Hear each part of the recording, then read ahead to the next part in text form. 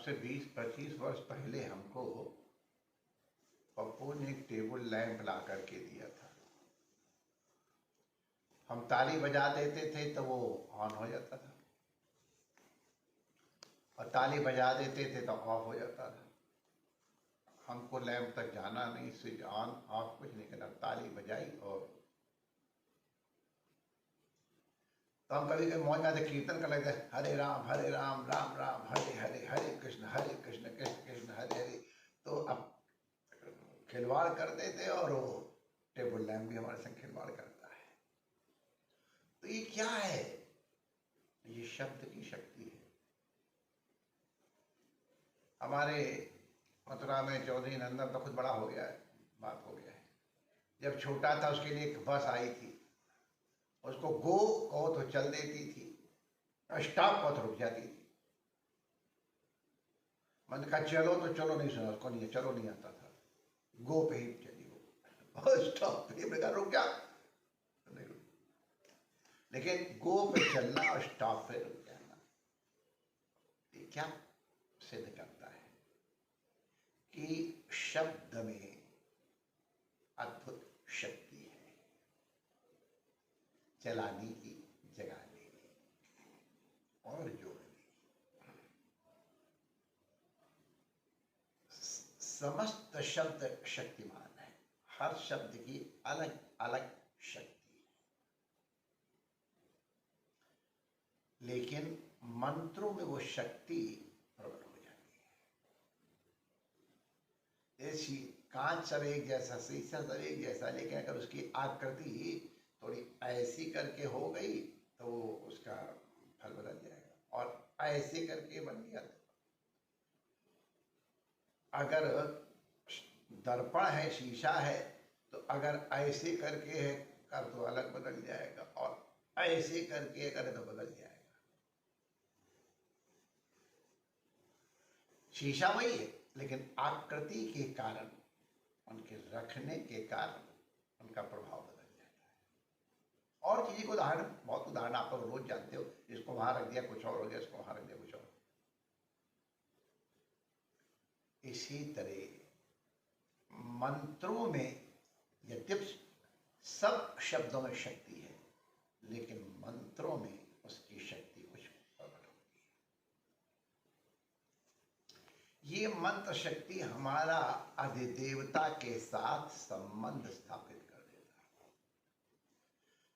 अधिदैव संबंध स्थापको मंत्र, जो अधिदैव के साथ हमारा संबंध जोड़ने, संबंध जोड़ने माने हम यहाँ से कुछ ब्रॉडकास्ट करें और वो वहाँ रिसीव कर लें।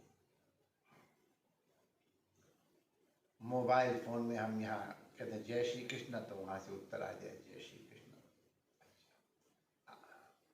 संभળાય છે, હું समझू, फिर जो कहना है सो कहेंगे। तो मंत्र जो है वो एक शक्ति के रूप में यहाँ से ब्रॉडकास्ट होता है। उस ब्रॉडकास्टिंग के इंस्ट्रूमेंट का नाम है हृदय। और ज्यादा सोफिस्टिकेटेड समझना चाहते हो तो हृदय प्लस मस्तिष्क। अधिदैवक मंत्रों में तो हृदय अधिक है, अधिदैवक, और जो है उनका फिर ये अलग है, तारतम्य में भी। तो हमारा हार्ट जो है यहां से ट्रांजिट करता है, भेजता है, और देवता उसको सुनते हैं, उनके पास रिसीवर है। हमारे उनके पास देखते हुए कोई तार इस तरह का जुड़ा नहीं है। जैसे मोबाइल में अमेरिका में बैठे हुए लोग यहाँ हमको खबर देते हैं, और सेकंड के अंदर बम ब्लास्ट हुआ, उसकी वो आवाज़ उनके पास अमेरिका में देर से आएगी, हमारे पास पहले आ जाती है, क्योंकि ध्वनि के इलेक्ट्रिक की गति विशेष है। तो हम यहाँ से जब उनसे तार के बिना ही उनसे संपर्क शब्द की शक्ति से हुआ, तब वो हमारी बात को समझते हैं और उनसे जो हम प्रार्थना या निवेदन करते हैं उसका वो श्रवण करते हैं, अनुमोदन करते हैं और फिर उसका अनुग्रह भी करते हैं यथा प्रारब्ध। तो एक चीज इसमें हमको ध्यान रखना चाहिए कि हमारा ये ट्रांजिट करने वाला यंत्र जितना सूक्ष्म होगा, जितना साफ ध्वनि भेजेगा, रिसीव करने वाले को वहां उसी तरह की सुविधा होगी। तो हमारा ये इंस्ट्रूमेंट ठीक रहे और बोलने में भी ध्यान रखना चाहिए कि कई लोग बोलते हैं तो वो समझ में ही नहीं आता है। तो मंत्र बोलने की एक विधि है, उसके अनुसार बोलो। तो जब उसके अनुसार बोलोगे तो वहां रिसीव होगा, और जब रिसीव होगा तब इसकी रिस्पॉन्स आएगी। तो मंत्र को ठीक से बोलो। कई लोग कह देते हैं कि महाराज हम किताब से बोल दें, ट्रांसलेशन कर दें। तो मैंने अभी आपको बताया ना कि जिस भाषा में रिसीव करने वाला सुनता हो उसी भाषा का प्रयोग करो, और नहीं तो फिर उनको शायद दुभाषिया रखना पड़ेगा, भाई क्या कह रहे। और कुछ नहीं तो तुम्हारा शब्द ही शायद वो इंस्ट्रूमेंट स्वीकार न करे। अब हमने स्टॉप कहा तो रुको कहा तो नहीं कर बस रुकी, गो कहा तो चली, चलो नहीं चली। तो वो जिस तरह का शब्द का उच्चारण होना चाहिए उसके अनुसार उच्चारण करो। इसीलिए ह्रस्व दीर्घ प्लुत का ध्यान रखना पड़ता है। मंत्र का ठीक से उच्चारण नहीं किया तो उनको सुना ही नहीं पड़ा, हो सकता तुम्हारी बात न मानी जाए, पता ही चला। और दूसरा कहीं आपने इस तरह का बोला और उसका अर्थ दूसरा लोगे, तो मंत्र के उच्चारण में थोड़ा गलत कर देगा तो उसके परिणाम उल्टे भी हो जाते हैं। स्वर के परिवर्तन से इंद्र को मारने वाला पुत्र चाहिए था, इंद्र है मारने वाला जिसका, ऐसा हो गया केवल एक स्वर के व्यक्ति से। तो इसलिए मंत्र के उच्चारण में सावधानी रखें और ट्रांसलेशन वगैरह से काम नहीं चलेगा। उसी भाषा में बात करो जिस भाषा में अधिदैवत समझता हो। इसलिए ये मंत्र की अनुपूर्वी बहुत मुख्य है। एक प्रश्न बहुत करके लोग पूछते हैं, जानना चाहते हैं। कुछ लोग जानकारी के लिए ही पूछना चाहते हैं, कुछ लोग थोड़ा और ढंग से पूछ लेते हैं। हमारा मंत्र किसने बनाए?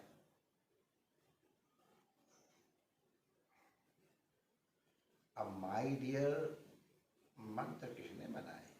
महाराज वो गायत्री के विश्वामित्र ऋषि हैं, उसके याज्ञवल्क्य ऋषि हैं अमुक मंत्र के। उसके पहले क्या था? अरे मैंने कहा माय डियर, हम लोग थोड़ा इसको ठीक से आपको समझा नहीं पाए, गलती हमारी।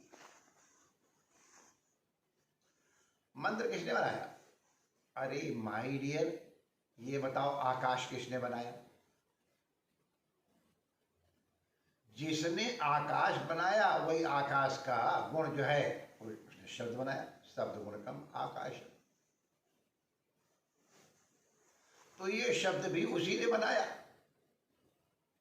तो जब शब्द ने उन्हीं ने बनाया तो उसकी शक्ति भी उन्हीं ने बनाई। लॉजिक से कह रहा हूं मैं, कोई वो सीधे सीधे। तो जिसने मंत्र में शक्ति प्रदान की है। तो वो भी वही है। तो वो जैसे आकाश सर्वव्यापक है, उसमें शब्द व्यापक रूप से गूंज रहा है, लेकिन उसको रिसीव कौन कर रहा है? तो जो रिसीवर है, जैसे अब यहां पर पूरे वातावरण में, हम तो छोटे थे तो बहुत क्या बताएं, रेडियो स्टेशन भी गिन चुन के थे। आज टीवी के हजारों सैकड़ों तो हैं ही, हजारों हैं कि नहीं, मुझे शायद अमेरिका में तो होंगे भी, सैकड़ों चैनल हैं।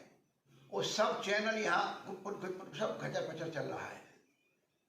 जिस चैनल के साथ तुम्हारी ट्यूनिंग हो जाएगी तो वो दिखाई पड़ जाएगा। अब चाहे बिग बी देखो और चाहे ए फॉर एप्पल देखो, तुम्हारी इच्छा पे है। जिस depends on your tuning, how you tuning. तो इसी तरह समस्त विश्व में मंत्र तो गूंज रहे हैं, क्योंकि परमात्मा का रूप है उनका बीच। लेकिन विश्वामित्र जी ने इस मंत्र को इस रूप में श्रवण किया, वो इसके फर्स्ट रिसीवर रहे, इसलिए हमने विश्वामित्र के नाम से कर दिया। और ये अभी भी परंपरा है। हमारे डॉक्टर पाठक जी थे, उन्होंने कुछ बैक्टीरिया निकाले थे, जब वेटरनरी कॉलेज में थे तो उसका नाम गोवर्धन रख दिया, एक का नाम गोकुल रखा, कुछ इस तरह से रखा था। चार पांच निकाले थे। तो अब जब इन्होंने नाम रखा, उसके पहले क्या था? अरे वो तो थे ही, इन्होंने आइडेंटिफाई कर दिया, किसी के नाम से कर देते हैं। जैसे मैकमोहन ने एक लाइन बना दी तो मैकमोहन लाइन हो गई। किसी ने वो नक्षत्र देख लिया तो उसके नाम से उस नक्षत्र का नाम रख दिया गया। उस पहाड़ी को उन्होंने पार किया तो उसका नाम उस तरह से रख दिया। तो वो पहाड़ी पहले से थी, लेकिन किसी संस्कार का संबंध हो गया तो उसके नाम रख दिया। तो ये मंत्र अनादि है माय डियर। जैसे परमात्मा अनादि अनंत है, उसी तरह आकाश अनादि अनंत है। उसी प्रकार आकाश का गुण शब्द अनादि अनंत है, आकाश का शब्द गुण अनादि अनंत है। तो माय डियर उसकी शक्ति अनादि अनंत है, उसके देखने वाले चाहिए। उच्चारण ठीक, जैसे शब्द तो वही है, ध्वनि वही है, शब्द माने ध्वनि वही है, लेकिन अगर मुंह थोड़ा दबा दिया, तो पा फा भा भा ये बन गए। और अगर दिया चा छा जा जा दांतों से, का खा का खा ये गले से हो गए, ध्वनि वही है, लेकिन किस तरह से उच्चारण कर रहे हैं, हमारी जीभ कहाँ है, हमारा मुंह कहाँ है, हमारे गले की स्थिति कहाँ है, इन सब के अनुसार उस ध्वनि में परिवर्तन हो जाते हैं और उसी से शब्द बनते हैं, उन्हीं से वर्ण बनते हैं, मंत्र बनते हैं। ये सबके सब परमात्मा रूप ही है। मंत्र परमात्मा रूप ही है, क्योंकि परमात्मा की सृष्टि है, अनादि अनंत है। जिन महापुरुषों ने उसका साक्षात्कार कर लिया, हमने उनके सम्मान में उस मंत्र को उनके नाम करे अमुक ऋषि। लेकिन इसका मतलब नहीं कि उसके पहले वो मंत्र नहीं था, मंत्र तो था, रहेगा। तो उसको इस रूप में देखो, ये एक शब्द की शक्ति का हम किस प्रकार से उच्चारण के द्वारा प्रयोग करें कि हमको हमारी अभीष्ट की सिद्धि हो जाए। कि ध्वनि का बहुत महत्व है, जैसा हमने आपको बताया गो और स्टॉप वाला। कुछ मंत्र ऐसे होते जिनका कोई मीनिंग ही नहीं होता है, तो आप उनका मीनिंग ढूंढने मत जाओ। ओम, होम, यूम, स, अब ये हमने बोल दिया, ये हमने मंत्र नहीं दिया, समझ लेना कोई उसको बता महाराज ने मंत्र दे दिया, ना ना ना ना, मैंने क्या उच्चारण किया है, दुरुपयोग मत करना, तुम्हारी जिम्मेदारी है। मैंने इसलिए सावधान कर दिया। बोलना नहीं चाहिए हमको, हम कुछ और बोल देते, लेकिन अब आदत पड़ी है तो निकल गया। तो अब इनमें एक एक वर्ण किसी का अर्थ निकालने जाओ नहीं मिलेगा, लेकिन मैं शक्ति भरी, इसलिए इनको बीज मंत्र कहते हैं। बड़ी शक्ति। सबर मंत्र होते हैं जिनका कोई मतलब ही नहीं होता है, तात्पर्य होते हैं। तो भाई इस मंत्र की शक्ति पे श्रद्धा रखो, मंत्रात्मक हो करके उसका उच्चारण करो, उसका लाभ मिलेगा। शरीर को भी अभिमंत्रित करना पड़ता है, उसकी चर्चा फिर हम यथा समय करेंगे। परमात्मा